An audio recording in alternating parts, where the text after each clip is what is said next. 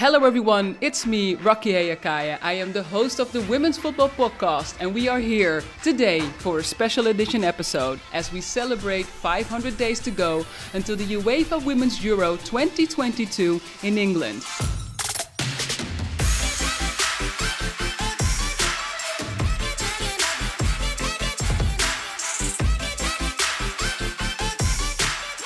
I'll be joined for the show by some of the biggest stars in the game. Playing for the Netherlands, my home country, goal-scoring machine Vivianne Miedema, and a Danish superstar and current UEFA Women's Player of the Year, Pernille Harder. We also have two Lionesses joining us, Fran Kirby and Keira Walsh, and we'll be chatting to them about how excited they are to be tournament hosts in England. But first, we're going to speak to a former player who knows a lot about the UEFA Women's Euro. She won it as a player in 2013 and now holds the role of UEFA's Chief of Women's Football. Nadine Kessler, welcome. How are you doing? Hi, Rocky. Nice to be here. I'm doing fine. How's life for you? All good over here. Super excited for this podcast and so nice to speak to you again because it has been a while. Indeed, I think the last time was Budapest when we hosted the WePlayStrong house there. It was a great memory. So I'm glad to refresh this memory a little bit with you today. Yeah, nice. Yeah, that was an amazing event that we were together. So we are 500 days away from the UEFA Women's Euro kicking off. How does it feel to be celebrating this milestone, even if it's the second time due to COVID-19 delay? I think it feels great because I think it also shows us that it was the right decision to move the tournament ahead, move the tournament a year later to ensure we have an exclusive platform for it. That's the only thing the Women's Euro deserved. That's the major, the biggest women's sports event in that summer, the biggest football event in this summer.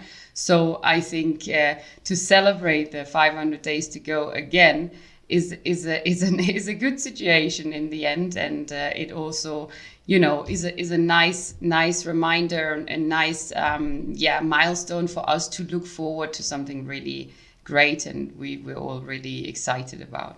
Yeah, especially in these days. I mean, you can't even imagine that it's only 500 days. And you've always been an energetic, committed and ambitious player. And it feels like you took all of that with you in your position as head of women's football at UEFA. But what are your hopes and aspirations for UEFA Women's Euro 2022 as we celebrate this milestone? First of all, thank you for all of these compliments. You make me blush a little bit here. That's my work. Thank you. Well done. You achieved it. The aspirations are clear. It really, from our perspective, it shall be a Euro that is incomparable to any of those we remember before.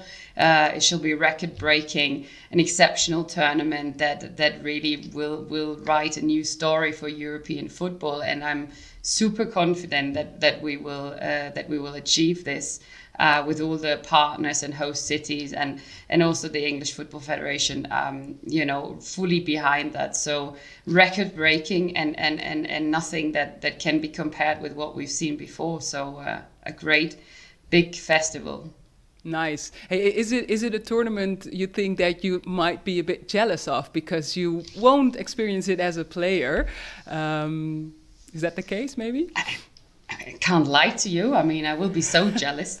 I hopefully my boss won't hear this podcast, but I guess the best job in the world is to be a footballer. And although I love my job very much, and I'm very lucky to give back to the sport I love after my playing career, to be on that pitch and to play in front of such crowds, and then with England also with stadia that we've never seen before in women's football, is of course something I'm missing in my current life. But I'm so happy for all of these players to be able to experience this, and that's exactly the way we have to go. Thanks, Nadine. We can't wait for you to bring all that energy to England. But first, let's talk to two superstars from the last Euro tournament. Welcome Vivianne Miedema and Pernille Harder. How are you doing today? I'm doing good, thanks. How are you? All good, thank you. How are you? Yeah, I'm good, thank you. We have a day off today, so it's quite nice to relax a bit. Yeah, that's always really good. Hey, so Pernille and Viv, you've both not only played, but also scored in the 2017 final. I was in the stadium and I remember so clearly how you both made that sold-out stadium explode after every goal you scored. And to kick things off, we're going to take a look back at that 2017 final match together, starting with how you were both feeling pre-match. So, Vivianne, being the home team, so to speak, what was the feeling like in the Netherlands camp going into that final game? I don't want to sound arrogant here, but we actually had a really good feeling. I think obviously like playing at home and being a sold out crowd just gave us that energy that we really needed. And preparing for that last final game, we just kind of had that feeling like we can't let this slip away from us. So I think we were confident and ready to play that final. I remember that, of course, I was a bit nervous. A big final, a lot of Netherlands people in the stadium. We had a little section with Danish people, but it was a good feeling. I remember I thought that I just want to go out and enjoy it. Enjoy to stand there in the tunnel and listen to all the fans and go out on the pitch. And then when the game started, it was just about winning. Yeah. But the feelings before was incredible. It was a big moment. Was it something that you've ever experienced before the crowd and everything around it? No, not like that. Also driving with the bus to the stadium, seeing all the fans on their way into the stadium. Also hearing afterwards from my parents and friends how big it was outside the stadium.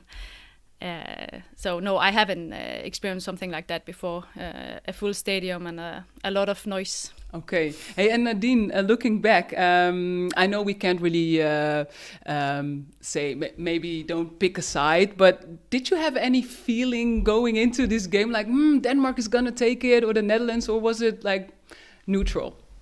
You know, I work for Uefa now, so I have to be neutral, right? So you throw me directly here, straight under the bus. Thank you very much.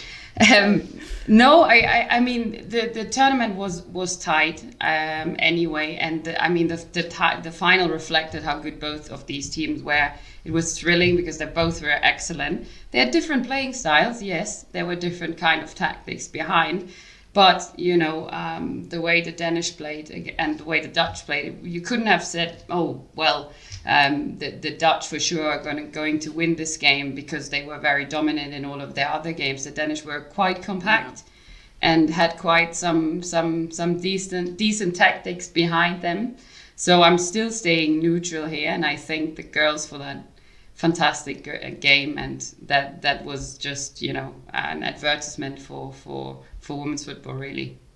One thing I'll never forget from that game was the atmosphere in that stadium. Nadia Nadim told us in the previous WePlayStrong podcast episode about how she felt like the stadium was shaking with the crowds cheering when the Netherlands scored a goal. How much did the crowd play a role in the match for you? And did you also feel that on the pitch, Viv? I think the whole tournament really. I think from the first match in Utrecht when we played Norway, we didn't really know what to expect. And I think going to the stadium that day kind of made us up for the whole tournament. And playing the semi-final against England was, I thought was going to be the highlight. But then playing that final in front of our home crowd, and as I said before, our families, friends, was just so special. And it was absolutely amazing to be part of that. I remember talking to some Danish girls, football girls, in the parking lot, and they just drove. They just, of course, left their houses hours ago, and then we just kicked the ball around in the parking lot. So there was Danish people, Dutch people, just playing football together. So that was really nice. So Viv, back to the game. You went 1-0 down and then equalized in 10 minutes. What were you thinking at that time? And what about when that ball went into the net? Because it was a quick goal. I think obviously when you go 1-0 down in the final, you you kind of realize you need to pick it up and go for the 1-1 as quick as you can. And I think obviously at the moment that Shanice's got the ball, like, we know how quick she is. Everyone knows how quick she is. So I think I've only got one job when she starts running, and that's to get in the box. And obviously I'm happy that we equalized really quick in the game, because I think for us that changed the game on the end. I remember it went fast, that we were up and then suddenly we were down 2-1. But yeah, there's nothing else to do than try to get a goal again. And I think we put all the energy in that first half to get the equalizer, and we got it. And then the second half, I remember that we were tired. And Holland, they just had more energy and played better. But yeah, I remember it went really fast from being up and being in a really good mood to be under 2-1, and then again 2-2. Yeah. It was nice to score that equalizer. Well, it was nice. I'm totally Dutch, but that goal that you scored in the final, I also very much clearly remember that goal, and I think I told you this before. That was just not a nice goal. That goal was beautiful. And how was it for you scoring in that final? Yeah, it was my first goal in the tournament, so I saved that for the final. Best one. In that moment, I believed that we maybe could turn it around. So yeah, it was a good feeling. It's special to score. It's not a lot of people or players who score in a final. So yeah, I'm proud of that. And there's not a final where so many goals are scored and where it's so entertaining to watch it. And former England striker Kelly Smith described it as the best 45 minutes of football that she has ever seen. And did it feel like that also at that time when you were playing? Yeah, I remember the first half was... I think it must have been incredible to look at. There was a lot of action and happened a lot. I remember we went into the halftime and we were like, okay, now it's 2-2. We just have to go out and get this victory. But Holland, they wanted something else. But yeah, the first half was... Yeah, it was a good game. Yeah, and you just said, Pernille, that you were tired and that the second half, the Netherlands just had that extra fuel. And Viv, do you think that also has to do with the crowd, that you had that home advantage? Yeah, definitely. I think, as I said, like going into the game, we felt so much support, and we were just ready and up for it. And I think, as Pernille said, like the first half was such high quality, such high speed. And going into half-time, like obviously we felt it as well. I think we even had a day less in between the final and the semis, and we were literally just like, we can't let this slip. And I think Serena came in, and all she said at half-time was like, relax, go out, have fun, enjoy the crowd, and go from there.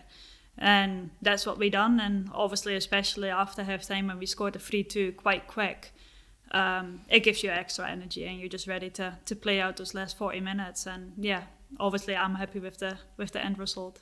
Yeah, and if you would call out one standout lasting memory of that match, what would that be?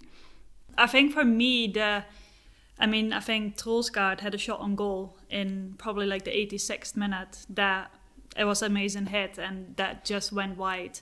Mm-hmm. And I think at that moment I realized we've been lucky this tournament. We've had all the help we can. We've got this crowd. We're gonna win this. And I think even on the pitch, the last 5 minutes, we changed to that mindset. We just knew we were gonna win it. We knew that we were gonna score a last goal or just not concede anymore. I think that was the moment in the game that kind of changed it all for us. Yeah, and that's when you scored. And I don't know, but looking back to that replays that I've looked back at very many times, the way you just cheer after that goal, you could just read off your face, like it's in the pocket. Can you describe that feeling? Well, I'm quite surprised though when I actually looked at back, because I don't really like celebrating that much. So I'm quite surprised what I done. But I think just the whole tournament, like, as you know, as a player, like you've been together for almost 8-10 weeks leading up to that tournament. You're there for so long. You work to that last game for such a long time that, like, at that moment, everything comes out. I think even on the pitch, I could see my grandparents and I could see my family in the crowd. And I was literally thinking, wow, I can go home tomorrow with a gold medal. And like the whole feeling, everything coming together was just, unreal. And it just all came out. And hearing all of these memories from Pernille and Viv, can you relate to that, looking back to your own final in 2013? Yes, absolutely. I think, it's that moment you wait for, that you wait for your whole life, and a moment I think, had to work for quite a bit. My own personal, let's say, A-team experience took a while. So I was quite happy to finally make it there and to win an international trophy with my team. It's exceptional, and also for us back then, the tournament was super tight. Sweden was absolutely amazing. Norway was really, really good. The final was up and down with drama and penalties and so on and so forth. So I was very happy and lucky that in the end, the Germans won, and I could get my first international trophy. Nice. Hey, and is it, as a player, is it like one of the most important or biggest achievements that you've ever had as a player? Absolutely. I think, my personal dream was always to play for my country. And if I'm quite honest with you, I played all youth national team competitions or World Cups and stuff a lot. But I struggled on my way to the A national team. And so to make this team and to win an international title with your country, I think there is not much you can do. Other than maybe winning a World Cup, which I unfortunately didn't, but it is for me one of the biggest moments in my life, and it's a team trophy, right? So as I always also said, it meant much more than any individual trophy. Yeah, an explosion of emotions. Hey, and Pernille, where does winning the Women's Euro rank on your list of achievements as a player? I mean, we're coming into a new Euros. How much do you want it? Obviously, a lot. Winning titles is what we want to do, and with a national team, to win a Euros or World Cup would be the biggest to win it for the nation. Yeah. Nice. And for you, Viv, winning, you've already won it. How high is it on your scoring sheet?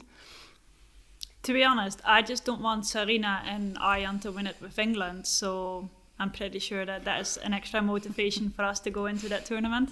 I think it's obviously it's really difficult because we're probably going as one of the favourites, which I think, comparing it to 4 years ago, obviously it's going to be 5 years before we play it. All the nations have developed. I think there's an amazing level of women's football right now, especially for the Euro, so it's going to be really tough, but I think obviously we want to defend our title and see wherever it takes us. Yeah, hoping that we can have a rematch of the final of 2017. It really was a brilliant and unforgettable football match, and it was the best final I have ever seen, but I'm maybe a bit biased as a Netherlands fan. Nadine, you spoke earlier about your ambitions for the tournament. Of course, that also includes how the tournament is presented. Everything from the brand to the broadcast plans to the sponsors on board. Today, UEFA have unveiled a brand new identity for the UEFA Women's Euro, which is really cool. I love it. Nadine, can you tell us a bit about what the new tournament brand stands for? Well, first, good to hear you love it. I love it too. It's cool, right? It's open, it's modern, it's really fresh and a bit of a different brand identity than other brand identities we had before. So we're really excited, really proud, and I think also the fact that the trophy is right in the center of it, underlining that the sport is right in the center of everything we do, and is a nice fact to me. I think that's what matters most. But also another element that I appreciate is the player poses we have created. I think another hint that all that matters really at the end of the day is the sport, are the players, and that's what we wanted to get across also via the brand. Yeah, it's really cool. Very well done, and I really like the circles, the Exactly. that they stand for, moving forward. So really cool. To be honest, I think it looks really cool. I think especially with where the women's game is going right now and the development we've made over the last couple of years, I think it needs to be celebrated with something new. And I think it's exciting. I think especially seeing it, like, I get excited for the next Euros coming up. So I think they've done a pretty good job, to be honest. It's nice to see that they put it into a new jacket, fresh new branding.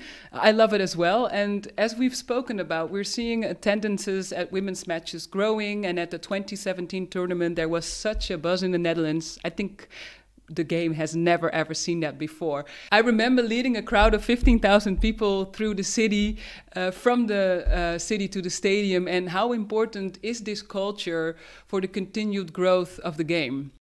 I think it's massively important. Like, obviously, for us as players, you get driven off whoever's in the stadium. If you play in front of a crowd of 30,000 people, then as a player, you can take it to that next level. I think, obviously, looking back at our World Cup even, all our fans came to France.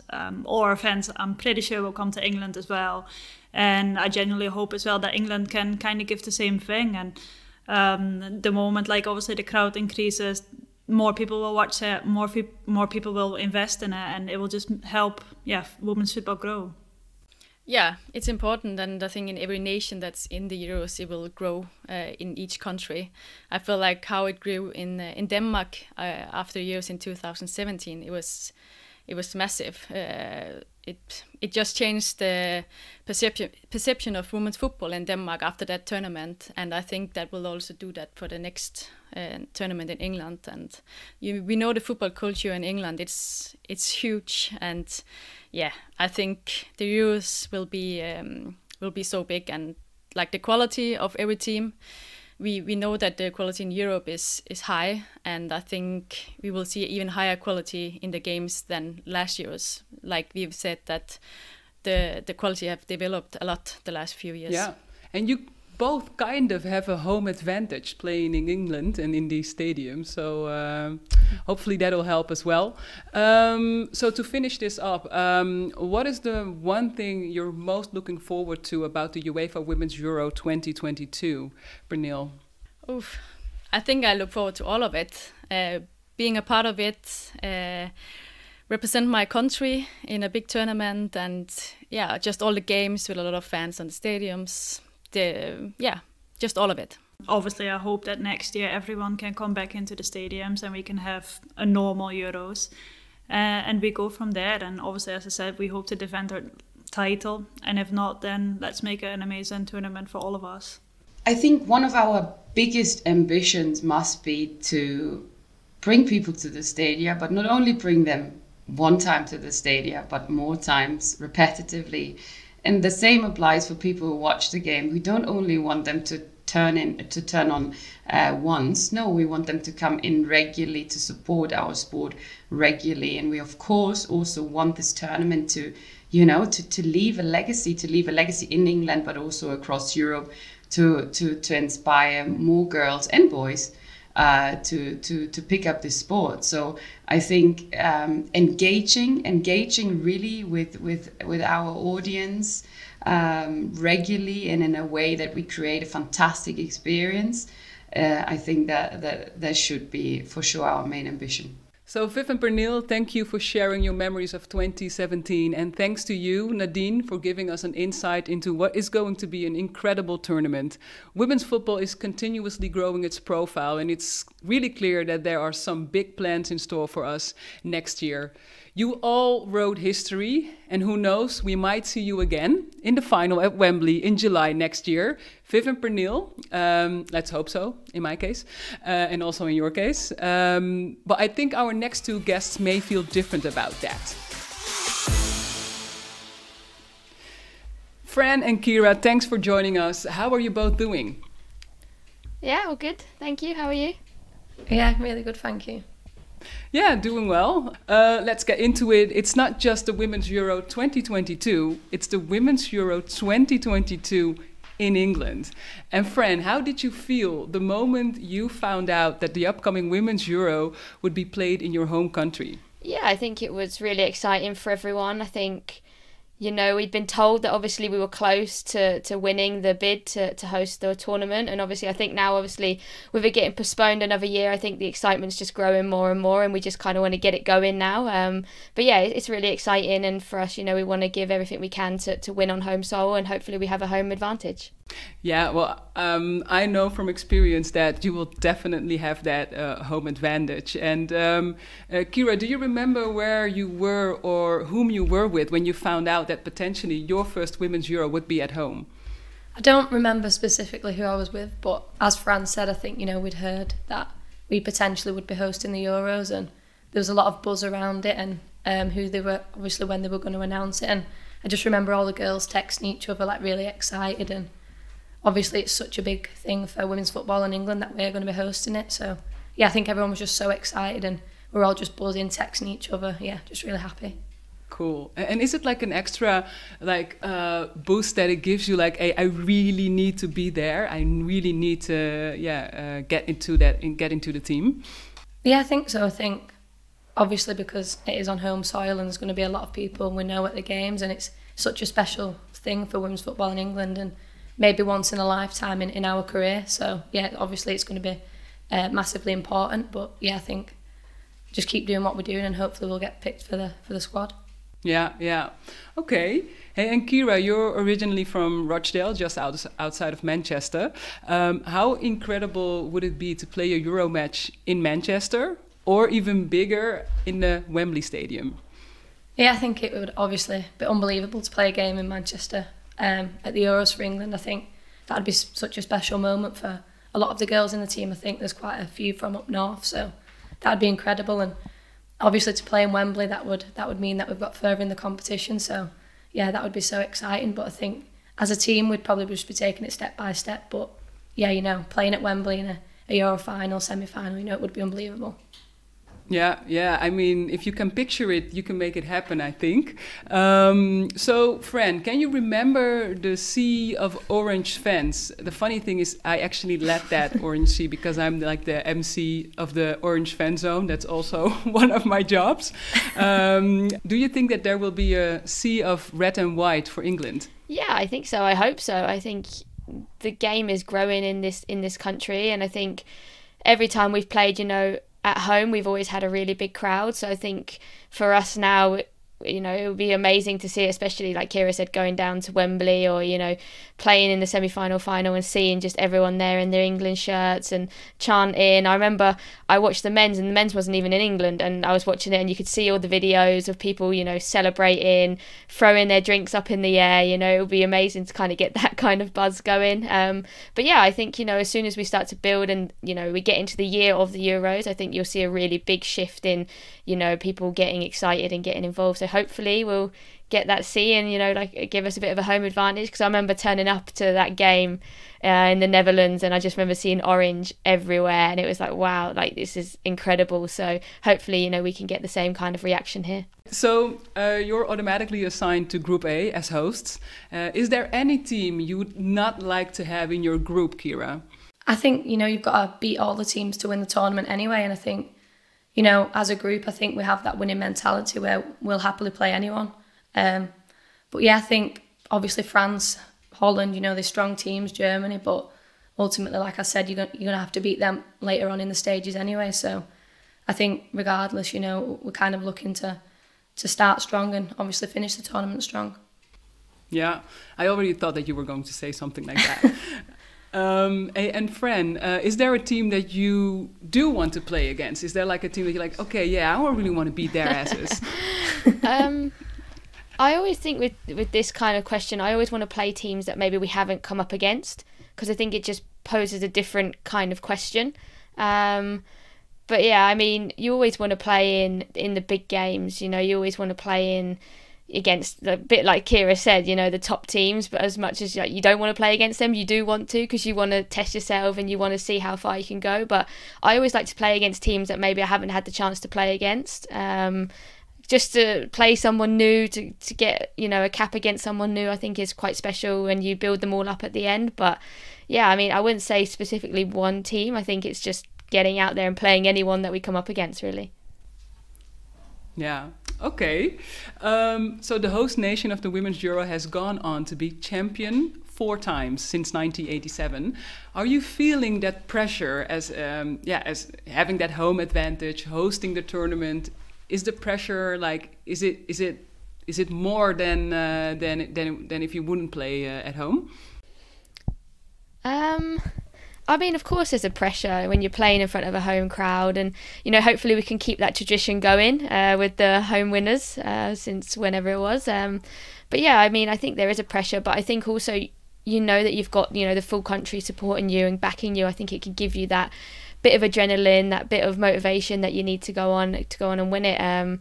But yeah, of course there's pressure, but there's always pressure playing for a team that's people were talking about being one of the best in the world, and we have to manage that, and we have to do whatever we can to squash that a little bit, to just go out there and enjoy ourselves and not feel the pressure. But yeah, I mean, hopefully, like I said, we can keep on that tradition and go and win the home Euros, and it's up to the next team then to try and beat it as well. Yeah, I think you could just use it as fuel, right? To just give it that extra boost, as you were just saying already. So either way, England wins with hosting the tournament, in my opinion, and we saw a huge uplift in women's football in the Netherlands after 2017. How do you think this Euro will support participation in women's football in England, Keira?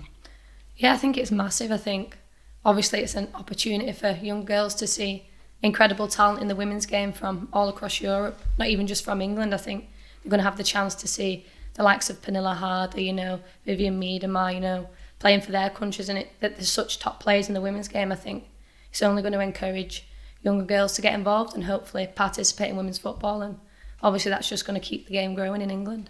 We've kind of got stuck in a way so far with England that we just want to showcase the English players, but I think now, we're in a place where we have so many internationals coming over and playing in this league. How amazing would it be to grow women's football as a whole rather than, just as England?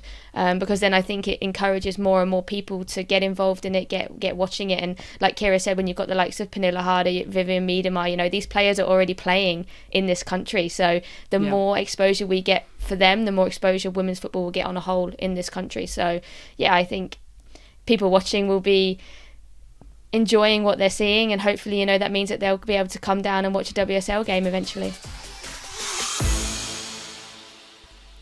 As Nadine mentioned earlier, one of UEFA's aims of the tournament is to inspire the next generation of footballers. So we have gone on a little trip down memory lane for this next section. That's right, we passed the mic over to some young players who are hoping to follow in your footsteps and invited them to ask you both any questions that they wanted. We've spoken with kids from the primary schools that you attended and even the first football teams that you signed with to find out what they would like to know. Are you excited? Yeah, I'm a bit nervous. Yeah, I am as well now. I can imagine. Okay, the first question is for you, Keira. This is Libby, and she's a student at your primary school, Healy Primary, and absolutely loves football. So let's hear what she's like to ask. Hi, my name's Libby and I'm 6 years old. Who was your England hero growing up? If you wasn't a footballer, what would you like to be? My England hero growing up was Farrah Williams. I was actually lucky enough to be coached by her when I was younger as well, through the FA. I think, she plays my position as well, so that's kind of ideal. And she's probably one of, if not the best holding midfielder in the world.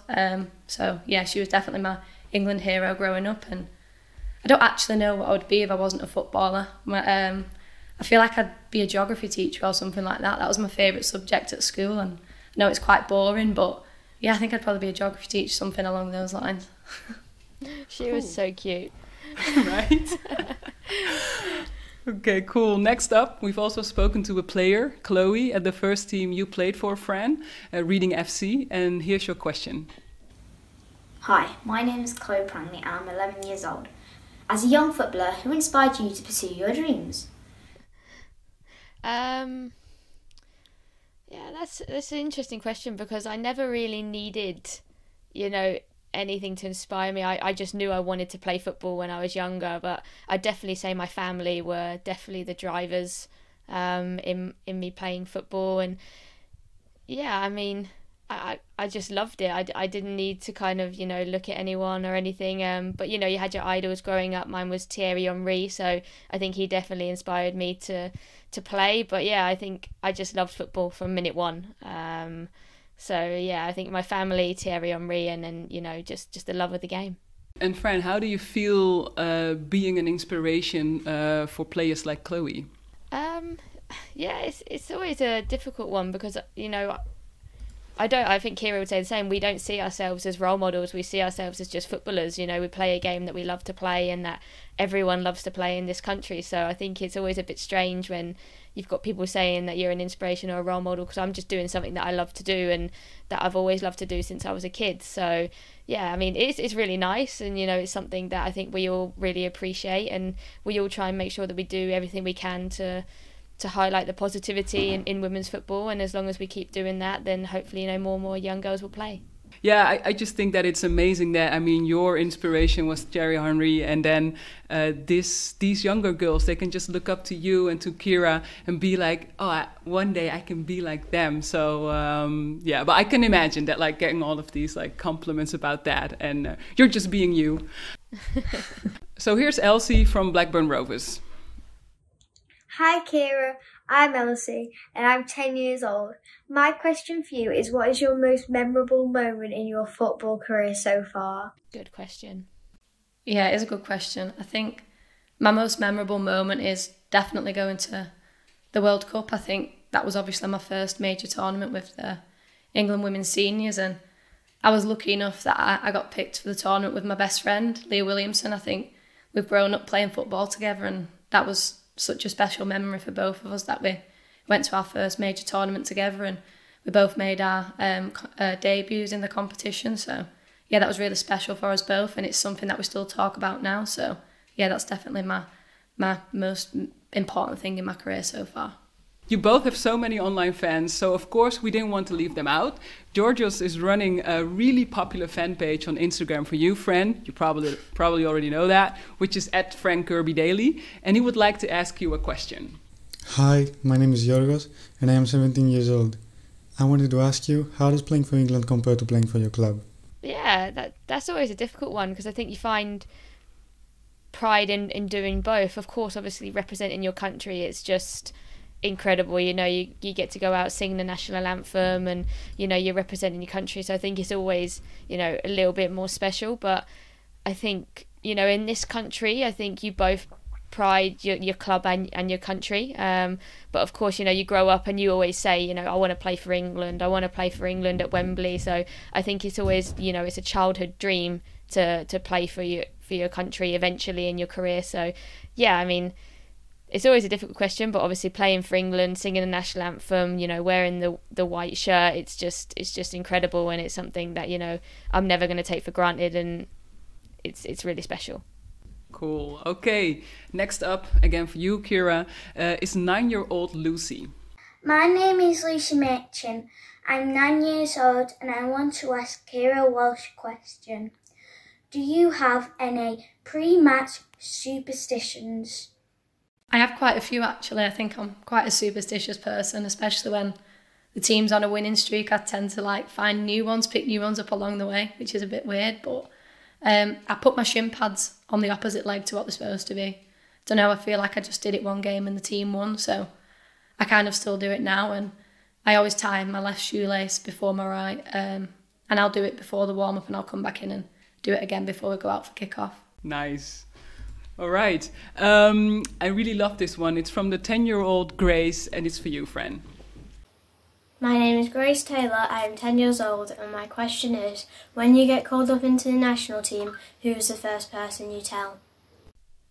I mean, obviously I think it's your family, people who you're close to, but when I got my first call up, I was actually on holiday, so I was trying to call my dad, but he was at work, so I don't think he was the first person that found out that day.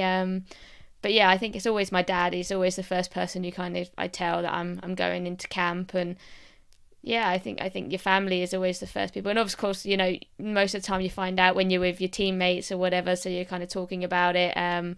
But yeah, I think I like to kind of tell my family just to, let them know that I've been called up and I'm going to be going away. So, yeah. Okay. And finally, we have Lottie, who took part in the hashtag Same Goals session with Man City. My name is Lottie and I am 10 years old. Who do you think is the best player for England right now? As a top footballer and athlete, you must have to eat a lot of fruit and vegetables. But do you have a favourite sweetie or chocolate? If so, what is it? Two very different questions on that one. I think probably the best players for England right now, I'm going to have to pick between Lucy Bronze and obviously Fran. I think they're both probably the world's best in their positions, and I think Fran in the WSL this season has been unbelievable. And yeah, I'm really looking forward to getting on camp and playing with her again. I think something you always look forward to is when you're meeting up and you're playing with top players. Obviously, I don't like playing against her so much for club because she always seems to score, but yeah, I think there's something that you do is you look forward to meeting up and playing with those sorts of players. And obviously Lucy Bronze, she won Player of the Year, and she's a world-class player and a household name now. So yeah, probably one of those two. Cool. And your sweets or chocolate? I would probably say Magic Stars. I think that's probably my favourite chocolate. I think they're underrated as well, so I'm going to have to say Magic Stars. Nice. And how's that for you, Fran? Yeah, I mean, obviously, Lucy is one of the best players, and she has been for the last, few years. She's shown her class in multiple, tournaments, multiple teams. And like Keira said, she's a household name now. She wins the awards, and deservedly so. She's always at the top of her game and always super competitive, and, she really drives the standards for everyone. But yeah, I think, I'd probably say Keira is definitely one of the best players. I mean, I know we're kind of saying each other here, but I think, she's always a player that you always want to nullify when you're coming up against her. She's someone that you want to get around because otherwise she'll dictate the play.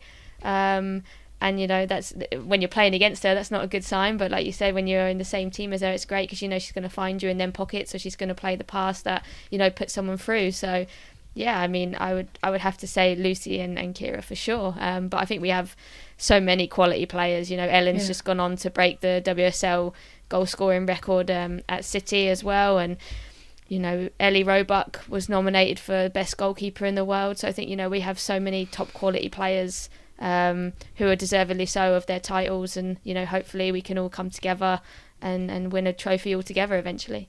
I have to say I'm getting a bit scared now, but we'll see what is going to happen. Keira and Fran, thank you so much. Wishing you all the best. Maybe not all the best, but okay. Wishing you a lot of luck for the next tournament. 500 days to go, and hopefully speak soon. Well, there you have it. The countdown is on. In just 500 days' time, UEFA Women's Euro 2022 will be kicking off. We have lots of exciting announcements to share before then. So if you want to be the first to hear about what we have coming up, as well as when tickets will be released, then you can sign up right now by visiting uefa.com/Women's Euro. You won't want to miss what we have in store for you. We also have some more brilliant live Q&As with players taking place this week. Follow and keep your eyes peeled to the UEFA Women's Euro Instagram account on @UEFA Women's Euro for the latest info. Make sure to join the conversation by using hashtag WePlayStrong, subscribe, comment and share. Let us know what you think of our podcast, and while you're at it, tell all of your friends to come and check us out. I'll be back soon with another women's football podcast. Until then, it's goodbye from me. Stay safe and speak soon.